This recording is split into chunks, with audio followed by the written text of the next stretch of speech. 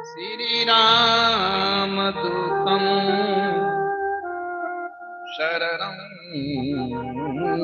प्रपद्ये।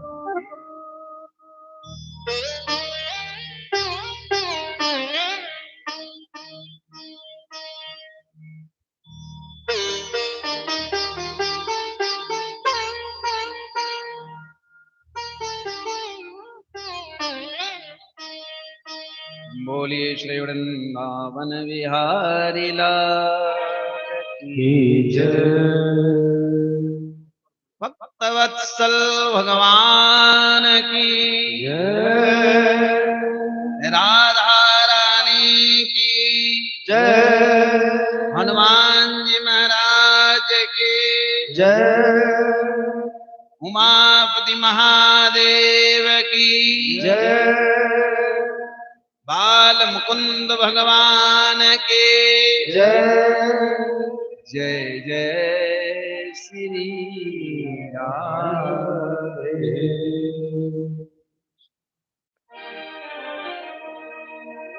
श्री राधे श्री राधे।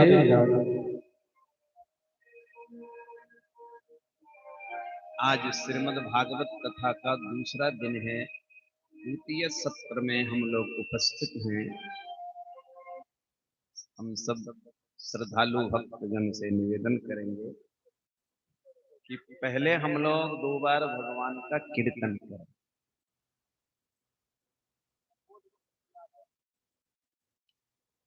कल भी इस व्यासपीठ के माध्यम से हमने आपको बताया कि भगवान का जो नाम है, कीर्तन है, वो अंतःकरण को पवित्र करने का सबसे बड़ा साधन है। क्योंकि क्षिप्रम भवति धर्मात्मा शाश्वत शांतिम निगच्छति। गीता के वो सिद्धांत में, गीता में प्रमाण है कि मनुष्य भगवान का भजन करने से तत्काल पवित्र है,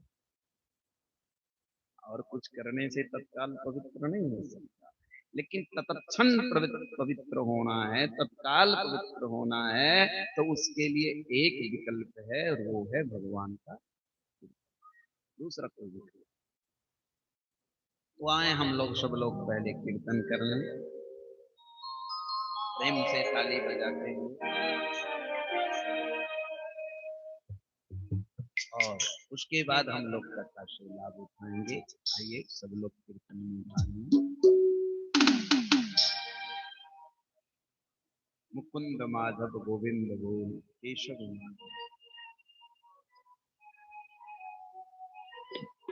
मुकुंद माधव गोविंद गोल केशव माधव हरि हरि बोल। मुकुंद माधव केशव माधव हरि हरि बोल। केशव माधव हरि हरि बोल। केशव माधव हरि हरि बोल।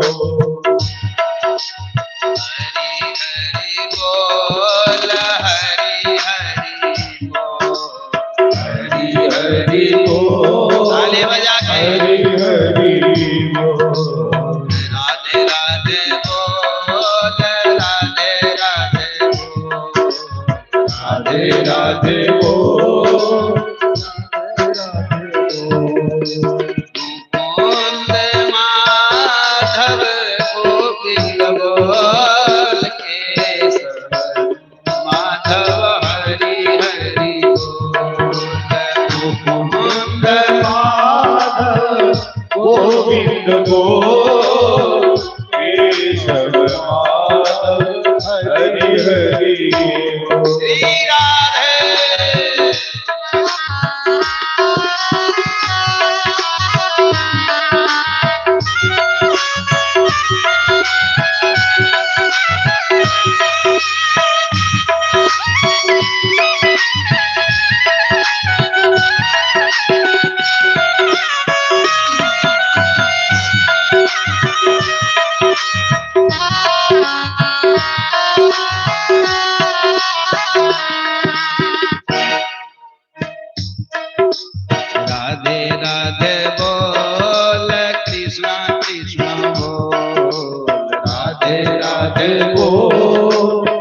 कृष्ण कृष्ण बोल राधे राधे बोल कृष्णा कृष्णा बोल राधे राधे बोल कृष्ण कृष्ण बोल मुकुंद माधव मुकुंद माधव गोविंद बोल केशव माधव हरि हरि बोल मुकुंद माधव गोविंद बोल केशव माधव हरि हरि बोल केशव माधव हरि हरि बोल केशव माधव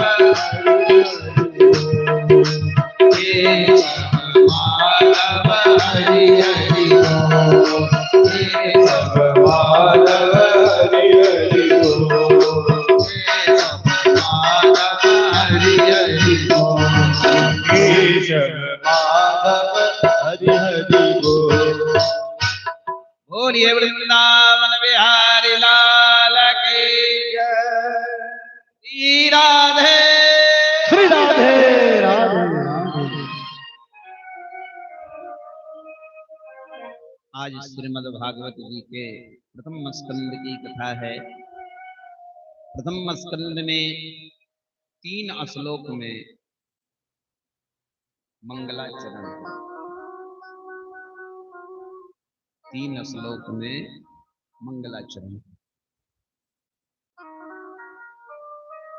मंगलाचरण में बड़ी विलक्षण बात कही गई और वेद व्यास भगवान ने मंगलाचरण में बहुत विलक्षण संदेश इस संसार को दिया।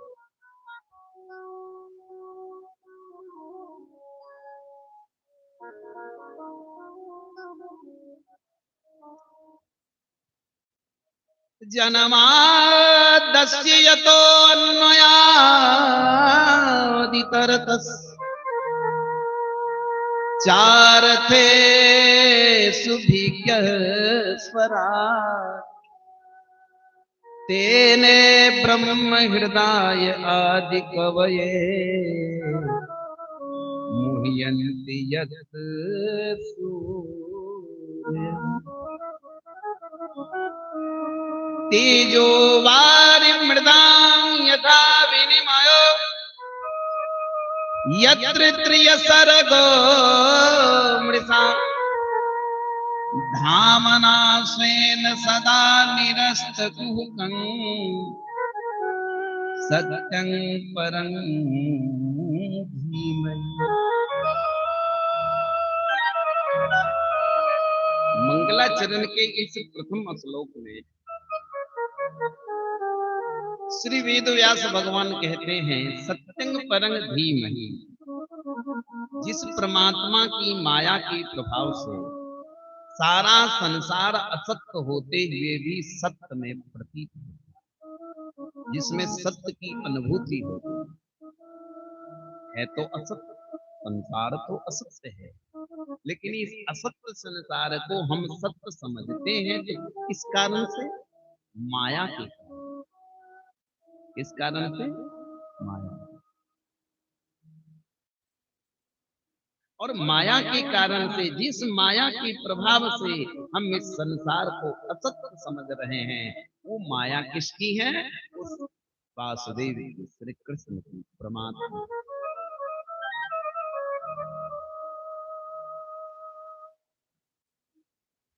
और वो परमात्मा क्या है? बोले परम सत्य।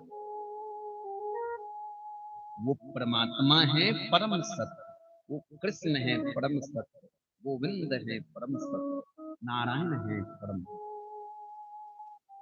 उस परम सत्य स्वरूप परमात्मा का हम सब ध्यान करते हैं। सत्यं परं धीमहि।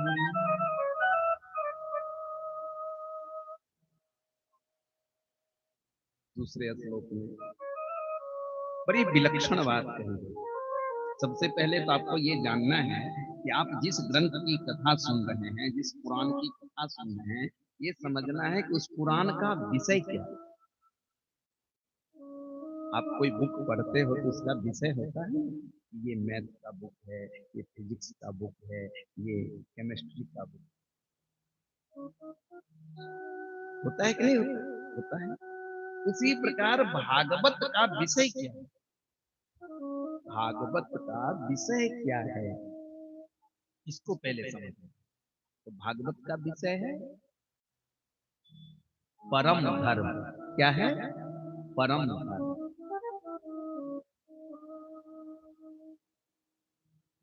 धर्म प्रोचित कैतवो अत्र परमो निर्मत्सरा सता वेद्यं वास्तवमत्र वस्तु जीवदं तापत्रयो नमूलनम्।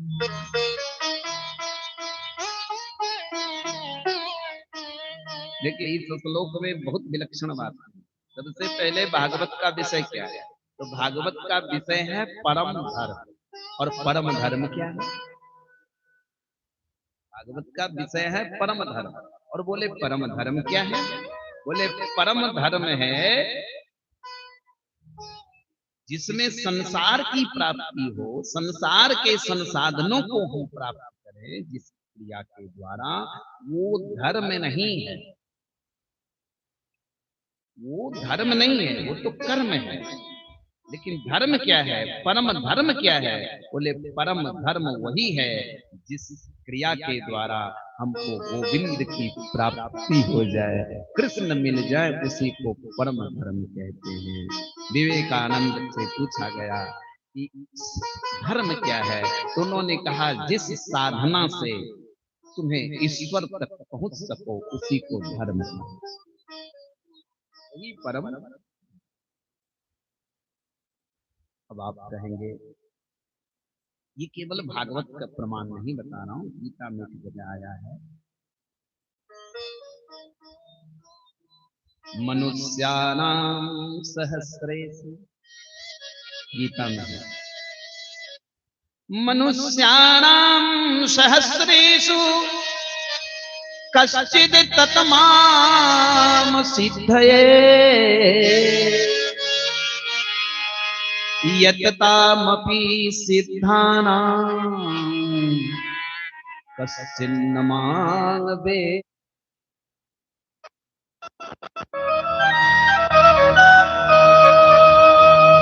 रामचरितमानस में आया है, नर सहस्र मह सुनहु पुरारी, को एक होय धर्म व्रत।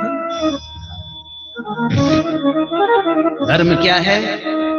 बोले धर्म वो है जिसमें हमें गोविंद मिल जाए, जिससे कृष्ण मिल जाए, जिससे ठाकुर जी की प्राप्ति हो जाए, वही धर्म है। वाद बाकी सब कर्म है। बोलो राधे श्री राधे राधे राधे। एक धर्म वही है जिसमें गोविंद प्राप्त हो जाए, वाद बाकी सब कर्म है, धर्म नहीं है। इसलिए धर्म और कर्म में ये अंतर होता है। तो परम धर्म, भागवत का विषय क्या है? परम धर्म। परम धर्म का अर्थ क्या है? गोविंद की प्राप्ति। तो भागवत का विषय ही गोविंद हुआ, यानी गोविंद ही भागवत के विषय हैं, कृष्ण ही भागवत के विषय हैं, दूसरा कोई भागवत का विषय नहीं। अब आया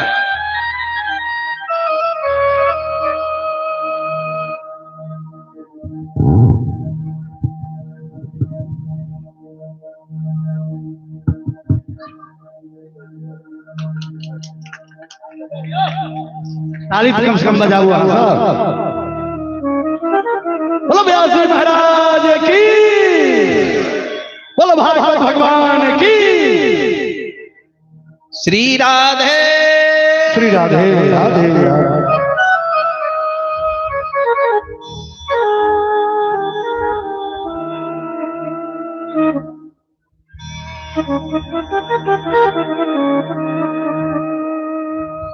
भागवत का विषय है परम धर्म। परम धर्म का अर्थ है गोविंद, गोविंद की प्राप्ति, यानी गोविंद ही भागवत के विषय हैं, कृष्ण ही भागवत के विषय। अब आया कि भागवत को सुनने का अधिकारी कौन है। भागवत को सुनने का अधिकारी कौन है। तो इस श्लोक में एक शब्द आया है, निर्मत्सराणाम।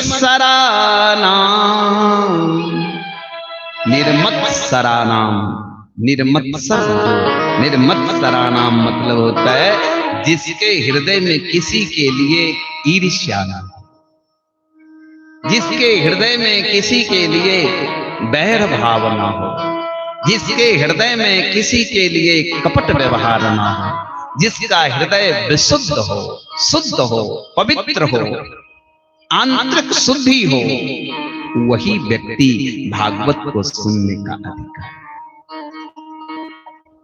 अब बोले दो विषय, दो चीजें तो बता दी। विषय क्या है? गोविंद। और भागवत को सुनने का अधिकारी कौन है? निर्मत्सराणाम, जिसके पास मत्सरता नहीं है। मत्सर मतलब ईर्ष्या, कपट, जलन, किसी से जलना, अमरसता, ये जिसके पास ना हो वो भागवत को सुनने का।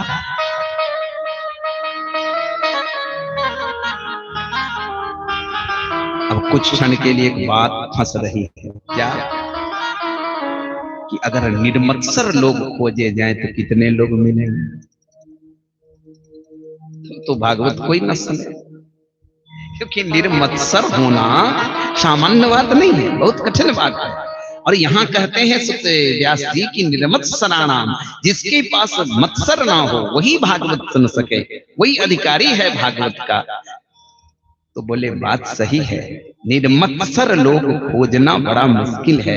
ऐसे लोग तो मिलेंगे ही, बहुत अपवाद, हजारों में कोई एक होगा जिसमें मत्सरता नहीं होगी। तो बोले तब फिर अधिकारी कैसे? कहे अधिकारी है कैसे?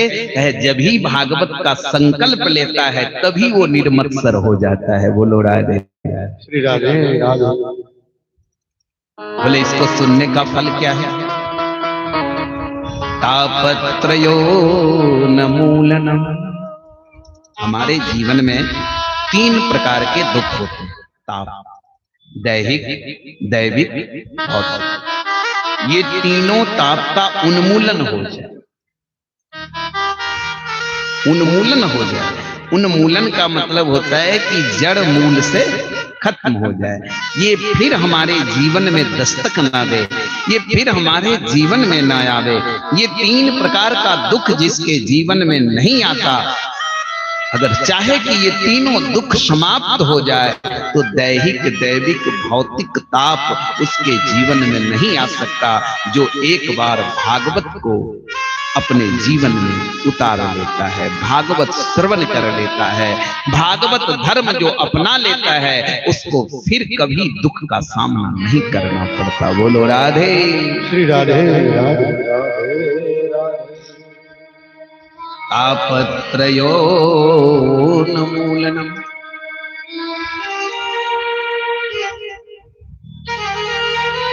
अब एक और विलक्षण बात बताते हैं।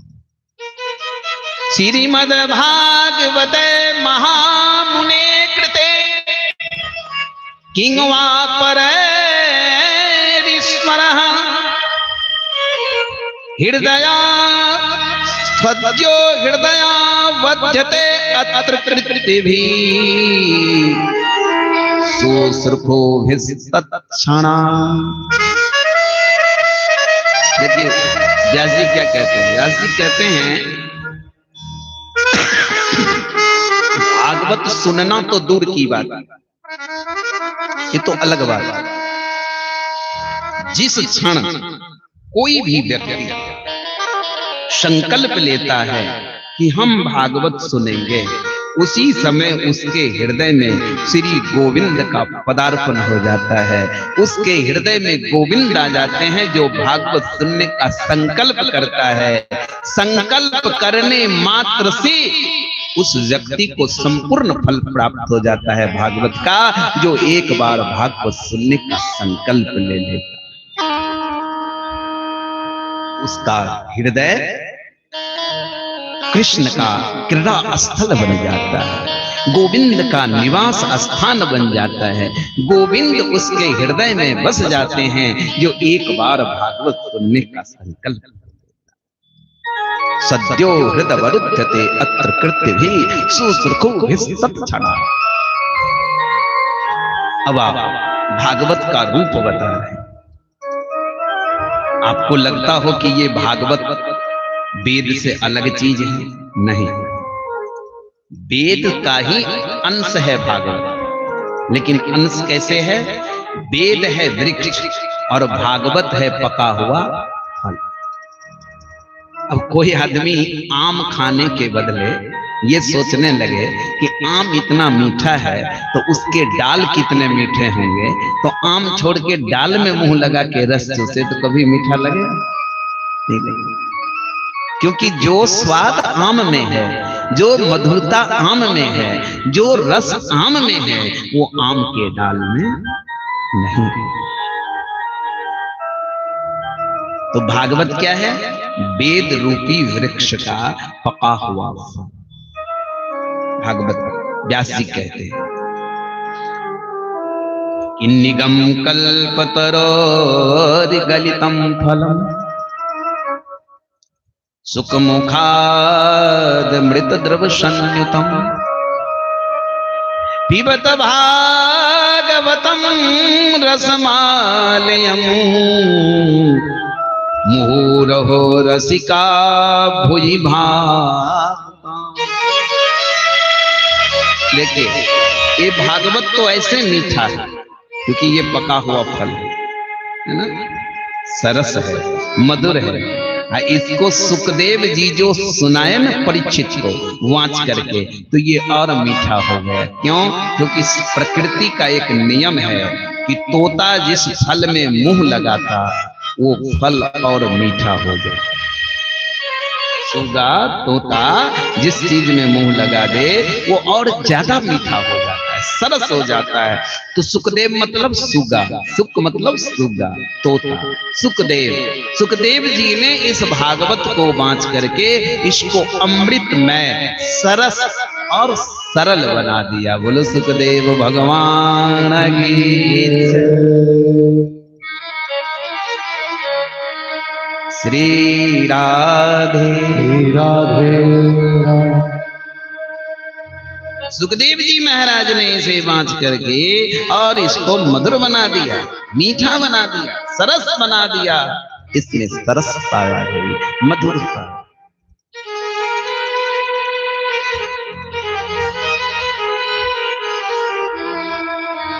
अब आइए,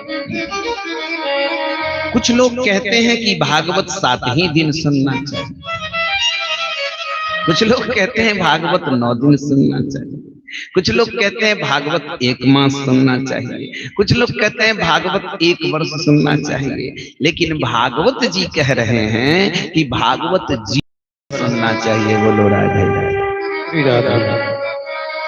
लिखा है मुहुरहो रसिका भुई भाव का है, यानी जब तक आपकी श्वास चल रही है तब तक निरंतर भागवत सुनते रहिए।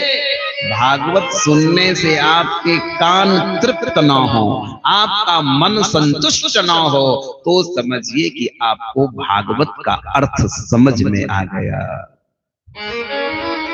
और जब ये मन में आ जाए कि अब तो बहुत सुन चुके, 7 बार कौन कहे, हम तो 2-2 बार सुन चुके, 3-3 बार सप्ताह सुन चुके हैं, अब क्या सुनना है, तो समझ लीजिए कि उसको भागवत का मर्म पता। जितनी बार सुनिएगा उतनी बार नित्य नवीन लगेगा और इसमें एक नूतन भाव मिलेगा। जितनी बार सुनिएगा उतनी बार नए नए भाव, नए नए आनंद प्राप्त होंगे। कब? जब प्रेम होगा भागवत से, तब नहीं मनोरंजन के ख्याल से सुनिएगा, इंटरटेनमेंट समझ लीजिएगा भागवत को, तब तो इसमें नवीन रस नहीं प्राप्त होंगे। क्योंकि मनोरंजन थोड़े देर के लिए नवीन होता है, उसके बाद पुराना हो जाता है। बोलो राधे राधे राधे। मनोरंजन की दृष्टिकोण से कथा कभी मत सुना करिए, मनोरंजन की भाव को दूर कर दे और प्रेम से बैठकर, प्रेम से, श्रद्धा से आध्यात्मिक भाव से अगर कथा को सुनी जाए तो ये कथा केवल 7 ही दिन नहीं, संपूर्ण जीवन सुनने का है। और संपूर्ण जीवन सुनते हुए भी आपको तृप्ति नहीं मिलेगी। जिस दिन आध्यात्मिक भाव से कथा सुनने लगेगा उस दिन आपको कथा में नित्य नवीन रस प्राप्त। एक बात। दूसरी बात, कुछ लोगों ने कहा 7 ही दिन भागवत क्यों हो, 8 दिन क्यों नहीं? हमने कहा दुनिया में 8वें दिन तो होते ही नहीं, दिन ही तो 7 होते हैं। कोई व्यक्ति बता सकता है कि 8वां दिन होता है? नहीं,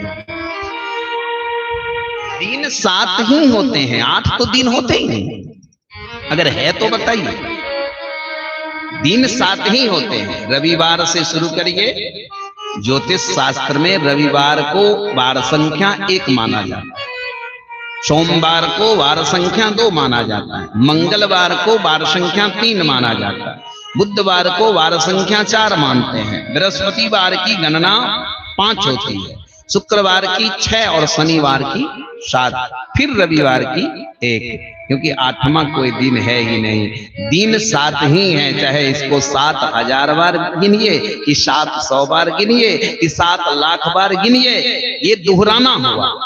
7 दूना 14, तो उसको दोहराते जाइए, जितना दोहराइए, लेकिन दिन 8 नहीं होते, दिन 7। और यही 7 दिनों में मनुष्य को जन्म लेना है, इसी 7 दिनों में जाना है। ये 7 दिन का जो पैराग्राफी है, ये हमारे संपूर्ण जीवन का पैराग्राफ प्रतीक है। इसलिए 7 दिन कथा सुनने का मतलब संपूर्ण जीवन आप कथा सुने। बोलो राधे श्री राधे। संपूर्ण जीवन का, ये नहीं कि आज सुन लिए कल अब क्या सुनना है, तो बहुत सुन लिया ना। नित्य नवीन भाव। ये कथा कहाँ हो रही है? नैमिषारण्य तीर्थ में। कल बताया था ना, याद है कि नहीं आप लोगों को? भूल गए हैं क्या? कहाँ कथा हो रही थी? नैमिषारण्य। नैमिषारण्य कहाँ है? उत्तर प्रदेश, सीतापुर जिले में। ठीक है। अब आप एक बात बताऊं आपको, नैमिषारण्य में ही ये कथा क्यों हो रही है? कहीं और भी तो हो सकती होती है। फिर 88,000 महात्माओं ने ये कथा नैमिषारण्य में ही क्यों सुनी? उसका कारण, नैमिषारण्य इस धरती का सबसे पुराना तीर्थ है। नैमिषारण्य इस धरती का सबसे पुराना तीर्थ है। और नैमिषारण्य की एक विशेषता है, और जगह की तपस्या 12 वर्ष और नैमिषारण्य की तपस्या 1 वर्ष, दोनों बराबर। 1 माला यहां जपेंगे तो नैमिषारण्य में अगर 1 माला जपेंगे तो 12 माला का फल मिलेगा। अगर यहाँ 1 माला जपते हैं तो 1 ही माला का फल मिलेगा, नैमिषारण्य में जपेंगे तो 12 माला का फल मिलेगा। तो नैमिषारण्य में कोई भी कर्म 12 गुना हो जाता है, यानी 12 गुना हो जाता है। इसलिए नैमिषारण्य में ही ऋषियों ने ज्ञान यज्ञ किया, क्योंकि इसका अधिक फल मिले। जैसे अभी पुरुषोत्तम मास चल रहा है, अधिक मास, और इस अधिक मास में अगर आप कोई धार्मिक कृत्य करते हैं, धार्मिक कार्य करते हैं, कथा सुनते हैं, पूजा करते हैं, अनुष्ठान करते हैं, नाम जपते हैं, यज्ञ करते हैं, तो इस पुरुषोत्तम मास में वो 10 गुना अधिक फल देता है। बोलो राधे राधे श्री राधे। यही महत्व है पुरुषोत्तम मास, और यही महत्व है नैमिषारण्य। उदाहरण, अभी राजगीर में मेला लगा है, जानते क्यों लगा? राजगीर में भगवान 1 महीना रहे। 2 व्यक्ति इसी मास में मरा था। कौन कौन? एक हिरण्यकश्यप और एक जरासंध। दोनों की मृत्यु इसी मास में हुई।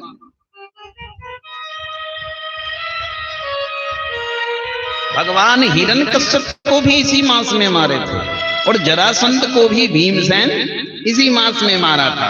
और इसी मास में जरासंध को मारने के लिए जब भगवान कृष्ण राजगीर पहुंचे तो वो राजगीर में 1 मास रहे थे, तो उनकी सेवा के लिए सभी देवता राजगीर पहुंच गए थे 1 मास। तो आज तक लोग ये परंपरा का निर्वहन कर रहे हैं कि सब देवता राजगीर चले गए। अरे उस समय भगवान थे तब न चले गए, आज तो भगवान नहीं है वहां, तो आज थोड़ी कृष्ण वहां है जो सेवा के लिए जा रहे हैं। आज देवता आप ही के पास हैं, आप जहां पूजा करो वहीं देवता है। बोलो राधे श्री राधे।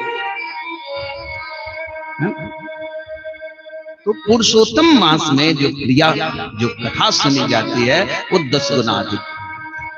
यही बात नैमिषारण्य में था, इसलिए भागवत में आया है नैमिषे आनिमिष क्षेत्रे ऋषयः सौनकादयः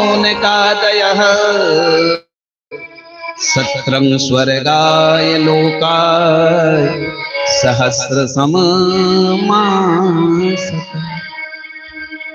त्वया खलु पुराणानि सेतिहासानि चानघ आख्यात्यानि अप्यधीतानि धर्मशास्त्राणि यान्यत त एकदा तु मुनियः प्रातुर्हुताग्नयः सत्कृतं सूतमासीनं पप्रच्छरितमाधरा। ध्यान से सुनो आप। एक बार 1000 वर्षों के लिए एक ज्ञान यज्ञ शुरू किया गया। कहाँ? नैमिषा। हम आप तो 7 दिन में परेशान हो जाते। अब सोचिए वो ऋषि महात्मा लोग 1000 वर्ष के लिए कथा शुरू, 1000 और उस 1000 वर्ष की कथा को कहने वाले जो महान वक्ता थे उनका नाम क्या था? सूत जी महाराज, रोमहर्षण, उग्र सर्वा, जिनको सूत जी कहा जाता है। सूत शब्द का, सूत एक उपाधि है, सूत एक विशेषण है। सूत की व्याख्या मैं अभी नहीं करूंगा क्योंकि सूत के तात्पर्य कुछ और होते हैं। चलिए उस बात को छोड़ें, आगे कथा की ओर चलें। उग्र सर्वा, ऋषि उग्र सर्वा व्यासपीठ पर बैठे हैं और 1000 वर्षों के लिए कथा का संकल्प लिए और 88,000 महात्मा बैठकर उनकी कथा सुन। तो प्रश्न किया ऋषियों ने, क्या कहा? तत्र तत्रांजसायुष्मन् तत्र तत्रांजसायुष्मन् भवता सविनिश्चितम्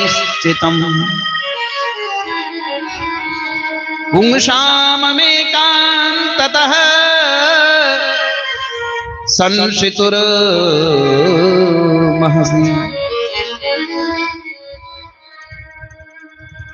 प्रायेण अल्पायुषः सभ्य कलावस्मिन् युगे जनाः मंदाः सुमन्दमतयो मंदभाग्या ह्युपद्रुता। देखिए ऋषियों ने पूछा उग्र सर्वा से, ऋषि से कि हे महाराज व्यास से कि ये बताइए कि कलयुग में प्रायः मनुष्य अल्पायु है। अल्पायु मतलब ज्योतिष शास्त्र में 70 वर्ष से पहले जो मर जाता है उसको अल्पायु, 60 वर्ष से पहले जो मर जाता है वो अल्पायु। तो मनुष्य प्रायः अल्पायु है। कहाँ? बोले कलयुग में। सभ्य प्रायेण सभ्य कलावस्मिन् युगे, कलयुग में प्रायः लोग अल्पायु हैं, थोड़े दिन जीते हैं, मर जाते हैं। और दूसरी बात क्या, ये मंद बुद्धि के, मंदाहसु मंदमतयो मंदभाग्या युवद्रुता। इनका भाग्य भी मंद है, इनकी बुद्धि भी मंद होती है, इनका विचार भी मंद होता है। ऐसे मंद व्यक्ति का उद्धार कैसे होगा, इसका उपाय कोई बताइए, निश्चित उपाय। हम लोग न समझते हैं कि बड़ा होशियार हैं कलयुग में, हम न समझते हैं कि हम बड़ा विकसित हुए, हम बड़े होशियार हैं, लेकिन संत महात्मा की दृष्टि में हम मंदमती हैं। वो कहते हैं कलयुग के मनुष्य के पास बुद्धि नहीं है, विवेक नहीं है। बोलो राधे राधे। क्यों? क्योंकि हम जिस बुद्धि को कहते हैं कि हम विद्वान हैं, हम विद्वान हैं, वो विद्या नहीं है। विद्या की परिभाषा है सा विद्या या विमुक्त। बताइए, आज की विद्या विमुक्ति का कारण है? नहीं है ना। आज की विद्या है अर्थकारी विद्या, जिससे धन मिले, वही विद्या सर्वोपरि है। बोलो राधे राधे राधे। ये धन प्राप्त करने वाली जो विद्या है, अर्थकारी विद्या है, इस विद्या को महापुरुष कहते हैं ये विद्या है ही नहीं। ये तो विद्या केवल भरण पोषण के लिए है। विद्या की परिभाषा है कि हम अपने को स्वतंत्र कर सकें, हम अपने को मुक्त कर सकें, हमें बंधन कहाँ लगा है उसको खोल सकें और मुक्ति का मार्ग ढूंढ सकें। तब हम ज्ञानी हुए, विद्वान हुए। अर्थ प्राप्त करने की विद्या को प्राप्त करना जीवन जीना है, लेकिन मुक्ति इसका मार्ग नहीं। इसीलिए विद्या की परिभाषा में सा विद्या या वित्तय नहीं कहा गया, सा विद्या विमुक्तय। विद्या वही है जो हमें विमुक्ति करे, संसार से मुक्त करे, बंधन से मुक्त करे, काम राग दोष से मुक्त करे। उस विद्या का नाम है वास्तविक विद्या। और वो विद्या नहीं है तो कलयुग में हर प्राणी मंदमती है। इसलिए उग्र सरवा जी कैसे ऋषिगण कहते हैं, मंदाहसु मंदमतयो मंदभाग्य युपद्रुता। कलयुग के लोग अल्पायु हैं, मंद बुद्धि है, मंद बुद्धि है, मंद भाग्य है, मंद गति है और मंद विद्या है। उनका उद्धार कैसे होगा, उसका कोई निश्चय उपाय नहीं।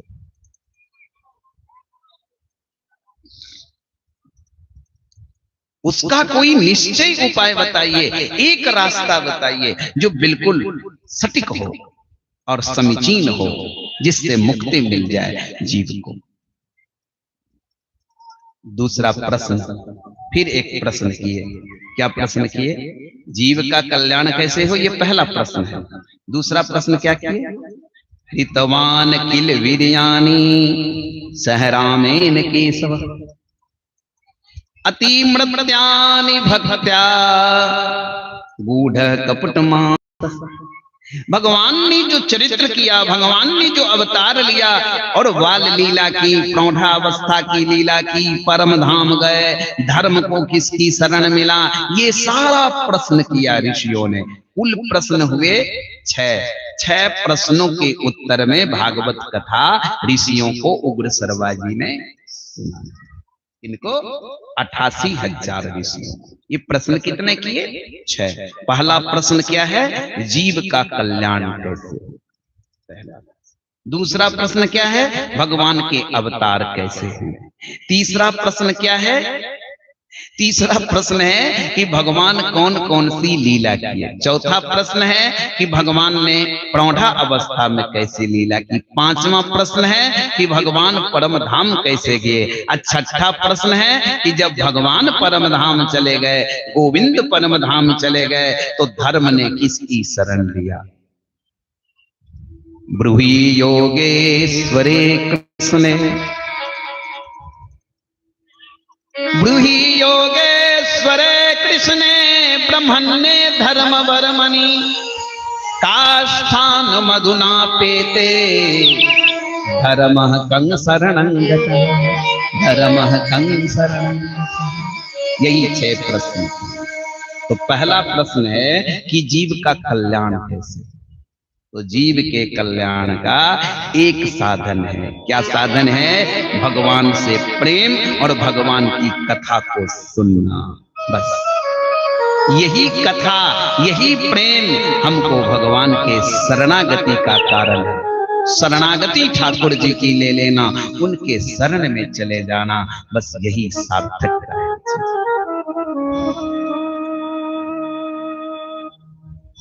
तेरी शरण में आके मैं धन्य हूं।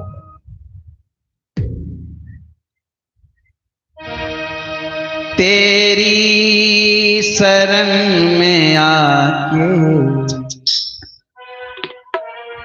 तेरी शरण में आके मैं धन्य हो गया। शरण में आके मैं धन्य हो गया। तेरी शरण में आके मैं धन्य हो गया।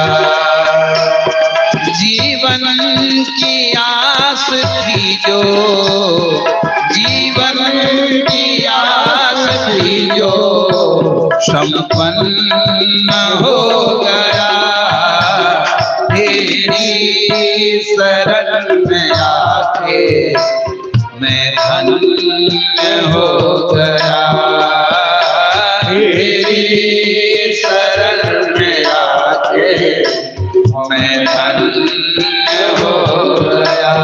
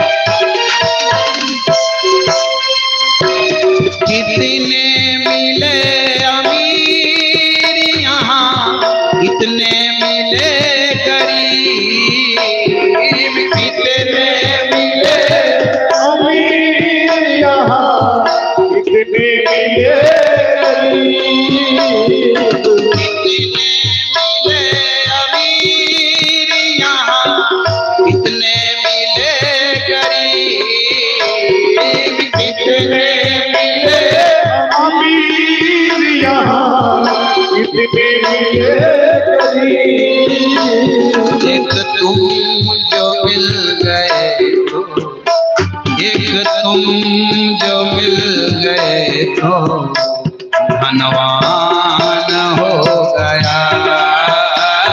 एक तुम जो मिल गए तो धनवान हो गया। तेरी शरण में आके मैं धन्य हो गया।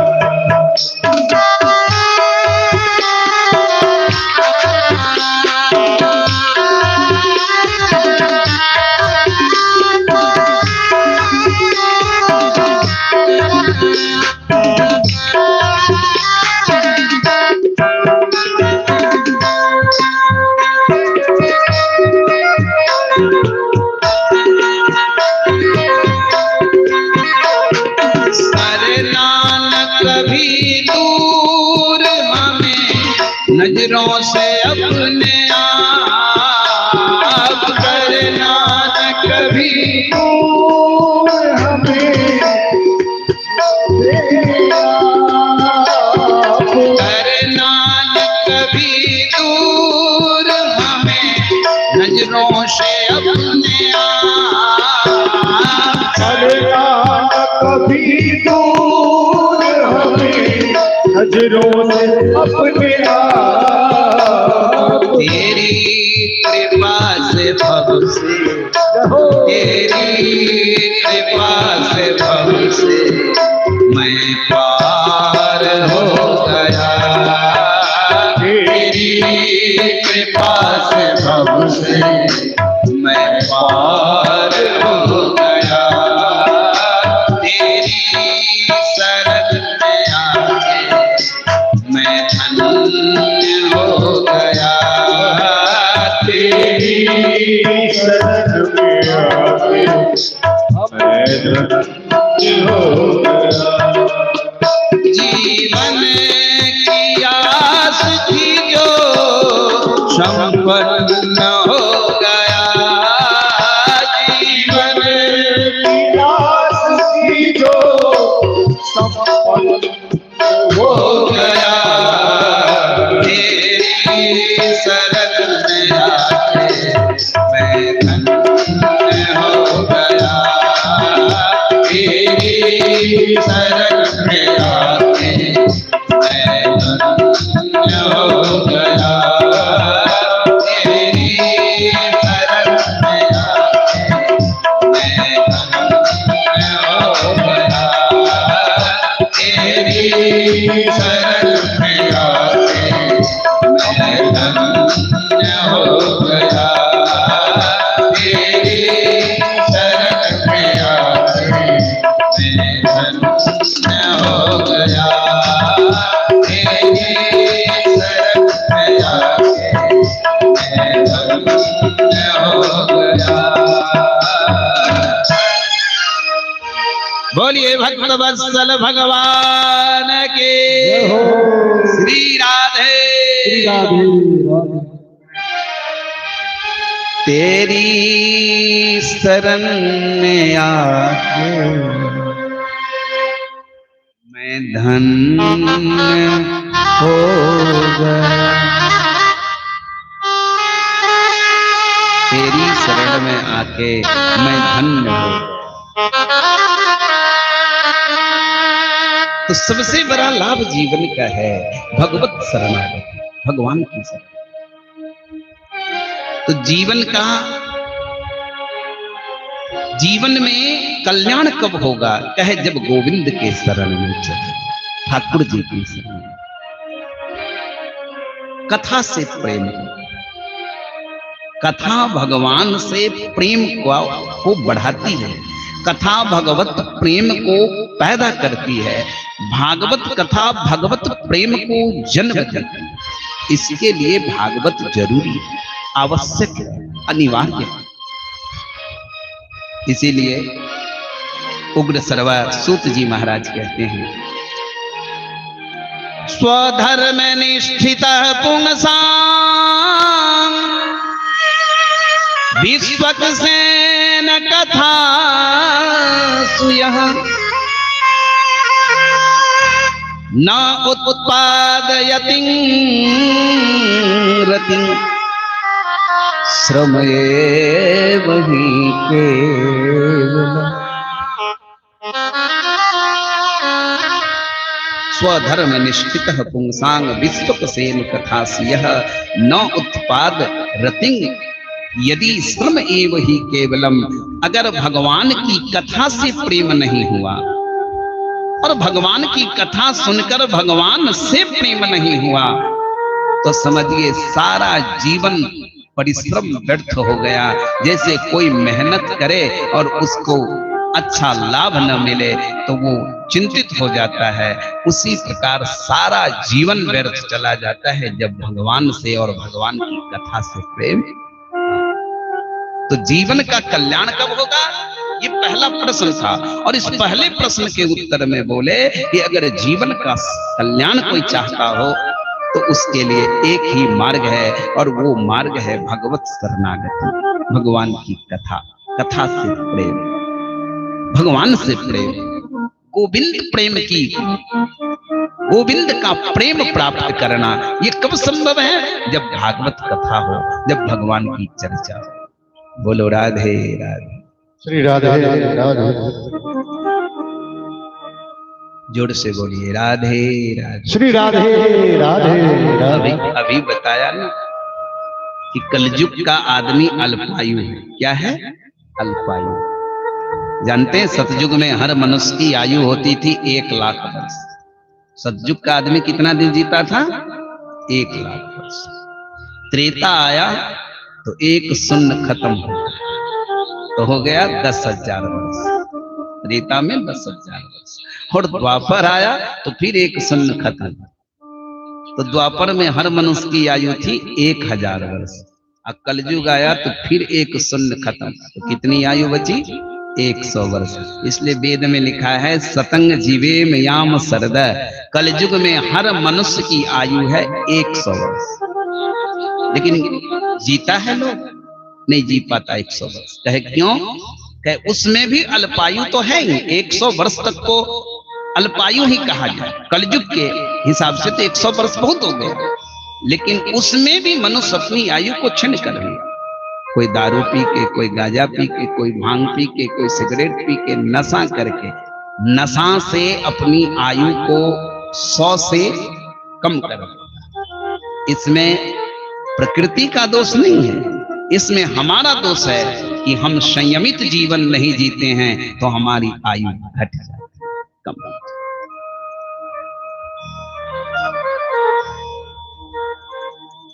पांच चीज पर कंट्रोल कर लो, आपको किसी पथ प्रदर्शक की आवश्यकता नहीं है। बोले कौन कौन चीज? हिंसा पर कंट्रोल कर लो, चोरी किसी की ना करो, झूठ कभी ना बोलो, चरित्र को बचा लो, और नशा से मुक्त हो जाओ। स्वयं ईश्वर को समझ लोगे ईश्वर क्या है, किसी व्याख्याता की आवश्यकता नहीं होगी। बोलो राधे श्री राधे। लेकिन आप यही 5 नहीं कर पाते हो ना, तो आपको बड़े बड़े व्याख्याता की आवश्यकता होती है कि हमको बतावें कि सही मार्ग क्या है। तो मार्ग मिलेगा कैसे? नहीं मिलेगा, क्योंकि छिद्र जब तक बंद नहीं होता तब तक घड़े में पानी नहीं। याद रखो, एक प्रसंग है, एक व्यक्ति ब्रह्म ज्ञान प्राप्त करना चाहता था, तो बड़े बड़े लोगों के पास गया, बड़े बड़े महात्मा के पास गया। तो बड़े बड़े महात्मा उसको ब्रह्म ज्ञान बताते थे, लेकिन वो समझ नहीं पाता था, कहीं भी उसको ब्रह्म ज्ञान नहीं मिला। अंत में उसको किसी ने बताया कि यहाँ से कुछ दूर पर एक महात्मा एक झोपड़ी में रहते हैं, वहां जाओ। वो व्यक्ति, वो युवक बड़ा जिज्ञासु था, ब्रह्म ज्ञान प्राप्त करना चाहता था। वो उस महात्मा के पास देखा, एक छोटी सी झोपड़ी में महात्मा है। पहले तो उस युवक को हंसी आई कि बड़े बड़े महात्मा से मिलाए, बड़े बड़े मठाधीश से मिलाए, बड़े बड़े आचार्य से मिलाए, वो जब ब्रह्म ज्ञान नहीं बताया तो ये झोपड़ी में रहने वाला क्या बताए। महात्मा देखे, बोले इधर बैठो, क्या चाहते हो? कहा ब्रह्म ज्ञान प्राप्त करना चाहते। कहा मिला? कहा कहीं नहीं मिला, किसी के पास ब्रह्म ज्ञान है ही नहीं। महात्मा बोले ठीक है, तो हम तुमको बताएंगे ब्रह्म ज्ञान, लेकिन एक शर्त है। बोले क्या है? 20 मिनट तक तुम चुप रहोगे, कुछ नहीं बोलोगे, ये संभव है तुमसे? हंसने लगा युवक। युवक कहा ये कौन बड़ी बात है महाराज, 20 मिनट तो क्या हम 40 मिनट चुप रह सकते? महात्मा बोले यदि तुम 20 मिनट चुप रह गए तो ब्रह्म ज्ञान तुमको मिल जाएगा यहाँ और अभी इसी समय, और यदि 20 मिनट चुप नहीं रह सके तो ब्रह्म ज्ञान नहीं मिलेगा। युवक बोला 20 मिनट कौन बड़ी बात है, मैं आपको प्रॉमिस करता हूँ, वादा करता हूँ 40 मिनट चुप रहूंगा, कुछ नहीं बोलूंगा। महात्मा बोले मैंने तुमसे 40 मिनट नहीं मांगा, 20 मिनट मांगा, कुछ बोलोगे नहीं ना? कहा नहीं। कहा ठीक है बैठो। युवक बैठ गया। महात्मा क्या किए, एक बाल्टी ली, उसमें रस्सी बांधी, अब बगल में कुआं था, उस कुएं में बाल्टी को डालते थे और ऊपर खींचते थे, फिर डालते थे, फिर ऊपर खींचते थे। बाल्टी तो लेकर गए थे, लेकिन बाल्टी की पेंदी नहीं खत्म, और उसमें वो पानी भरना चाहते। 10 मिनट तो बीत गया। युवक सोचता था हम कुछ बोलें, लेकिन फिर वो सोचा नहीं, शर्त है 20 मिनट नहीं बोलना। महात्मा फिर बाल्टी डाले, फिर खींचे, अरे पानी नहीं आया, फिर डाले। अंत में 20 मिनट पूरा नहीं हो पाया, 13 मिनट जाते जाते युवक का धैर्य का बांध टूट गया और वो उठकर बोला, ऐ महात्मा, मूर्ख हो क्या? इतनी समझ में नहीं है कि बाल्टी में पेंदी नहीं है, पानी कहां से टिकेगा? महात्मा बोले, तेरी प्रतिज्ञा टूट गई। मैंने तुझे 20 मिनट चुप रहने के लिए कहा था ना, तो फिर तू बोल क्यों दिया? कहा हम बोलते नहीं तो क्या तुम गजब कर रहे हो? जिस बाल्टी में पेंदी नहीं उस बाल्टी में कहीं पानी आ सकता है? महात्मा बोले, तो जब तुम्हारा जिस तरह बाल्टी में पेंदी नहीं है तो पानी नहीं ठहर सकता, उसी तरह तुमको जब अपने पर संयम नहीं है तो तुमको ब्रह्म ज्ञान कहीं से मिल नहीं सकता। बोलो राधे राधे। तुम जब 20 मिनट चुप नहीं रह सकते तो तुम ब्रह्म ज्ञान कैसे प्राप्त कर सकते? ब्रह्म ज्ञान प्राप्त करने के लिए तो 20 मिनट क्या 20 घंटों भी चुप रहना पड़ता है। ये तुमसे संभव नहीं। जाओ, ब्रह्म ज्ञान सबके पास है, जहां तुम गए सबके पास है, लेकिन तुझे नहीं मिलेगा। क्यों? क्योंकि तुम्हारे पास भी बाल्टी की तरह पेंदी नहीं है। तो सबसे पहली बात है कि हम संयमित हैं, तब ना ज्ञान तो हर जगह से मिल सकता है, उसको लेने वाला चाहिए। गीता में कृष्ण अर्जुन से बोले, श्रद्धावान लभते ज्ञानम। ज्ञान किसको मिलेगा? जिसको श्रद्धा है। और बोले ज्ञान ठहरेगा किसके पास? जो अपनी इंद्रियों पर कंट्रोल कर, नियंत्रित कर लिया, जो इंद्रियों को निग्रह कर लिया है, उस पर नियंत्रण पा लिया। बोलिए वृंदावन बिहारी लाल की जय। तो कहते हैं सूत जी महाराज उग्र सर्वा जी कि जीवन में अगर कल्याण चाहिए तो केवल भगवान का भजन करो, भगवत प्रेम और भागवत कथा सुनो, इससे बड़ा लाभ संसार में कुछ नहीं। अब प्रश्न किया था अवतार, सूत जी से प्रश्न किया ऋषियों ने कि अवतार क्या है और भगवान कितने अवतार लिए, ये बताओ। अवतार के विषय में सूत जी ऋषियों को बताते हैं। भगवान के अब तक कितने अवतार हुए हैं? 23 अवतार। एक अवतार अभी बाकी है, कल्कि अवतार, है ना? 24 अवतार भगवान के, जिसमें 23 अवतार हो चुका है और एक अवतार बाकी है। तो 23 अवतार में अवतार की अवधारणा को बताते हैं। जगृहे पौरुषं रूपं भगवान महदादि। सूत जी कहते हैं, जगृहे पौरुषं रूपं भगवान महदादि, संभूतं खोडस्कलमादौ लोकसी सक्षया।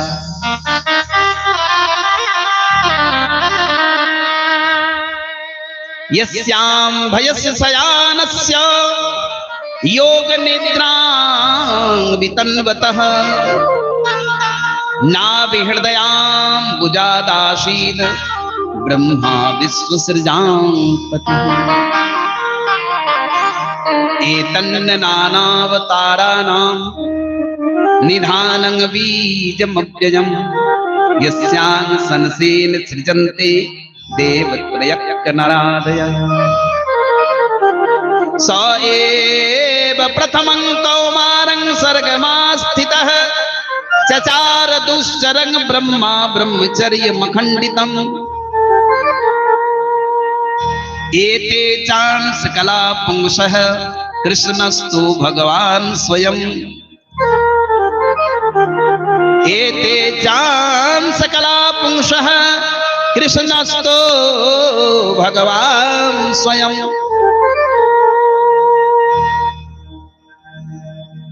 इंद्राणि व्याकुलं लोके मृडयन्ति युगे युगे। बड़ी सुंदर बात करता है सूत जी। ऋषियों से कहते हैं भगवान के 24 अवतार, जिसमें सबसे पहले अवतार भगवान का हुआ सनकादिक अवतार। सबसे पहला अवतार हुआ सनकादिक अवतार। बोलो सनकादिक भगवान की जय। उसके बाद वाराह अवतार, उसके बाद मत्स्य अवतार, उसके बाद नरसिंह आदि, वामन, परशुराम, पृषु, ऋषभदेव, यज्ञ पुरुष, ये सभी अवतार भगवान के हुए। और सबसे अंतिम अवतार कल्कि होगा, वो भविष्य में होगा, कलयुग के अंत में। ये तो आपने जाना, लेकिन ये जाना कि अवतार है क्या, अवतार की अवधारणा क्या है, इसको समझो। अवतार किसे कहते हैं वो समझो। लोग कह देते हैं भगवान ये अवतारी हैं, शंकराचार्य अवतारी हुए, गांधी अवतारी हुए, सब अवतार कहते हैं ना। अवतार, अवतार है क्या, पहले इसको समझो। अवतार को संस्कृत में